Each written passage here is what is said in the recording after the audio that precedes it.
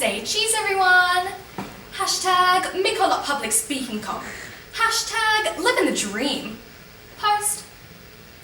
On Purim, we wear masks. Every other day, we wear filters.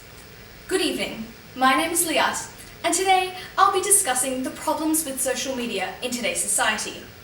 I will outline how social media disguises reality, and I'll be doing this through the lens of Torah teaching, and in particular, the story of Purim and Megillat. In life, we so often feel like we need to mask who we are, to put on a facade. Indeed, throughout history, the Jewish people have often had to hide who they are, for fear of persecution. Nowadays, however, we mask ourselves in different ways, and this is where social media comes in. Social media does two main things in our context at least. It firstly presents us with a masked version of reality, and secondly, it encourages us to portray the same unreal or masked version of ourselves on social media. Our social media life in itself is an edit. After all, it's only the most perfect moments that make it onto our online portrayal of who we really are. It isn't real.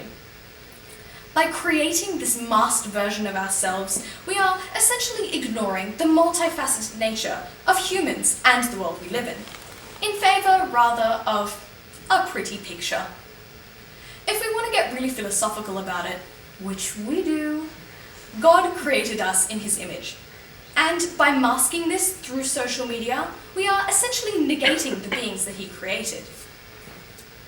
Now, let's look at what the Torah teaches us, what we can decipher about how people used masks in the past. The purpose of dressing up on Purim is to mask yourself, as if you're Queen Esther, masking your Jewish identity in order to protect the Jews. Megillat tells us the story of a brave young woman, Esther.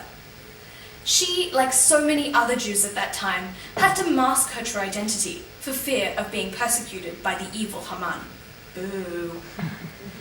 Haman's diabolical plan was to annihilate all Jews because Esther's cousin Mordechai refused to bow down to him. Mordechai refused because, as a Jew, he didn't bow down to anyone apart from Hashem. As we know, the story goes that Esther competed in a beauty pageant, but unlike Miss Universe, it wasn't owned by Donald Trump, and there was no swimsuit section. The winner would be Ahasuerus's new queen and be allowed to dress up as the queen on a more continual basis. Or at least until the king's next outburst, which was certainly an occupational health and safety hazard for women in this line of work. God pulled a few strings behind the scenes, and soon enough, Esther was crowned Queen of Persia. The masks we wear on Purim symbolize this hidden miracle.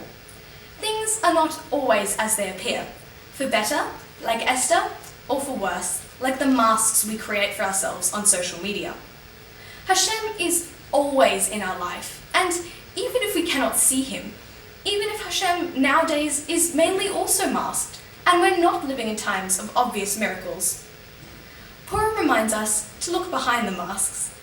It tells us that the trick is to observe the mask and acknowledge that there is something going on beneath the surface.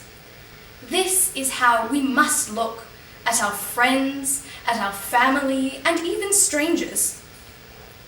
Everyone wears masks, online or otherwise, and despite the selfies, the filters, the hashtags, and the apps, we're all still just wanting, perhaps ironically, to be seen for who we truly are.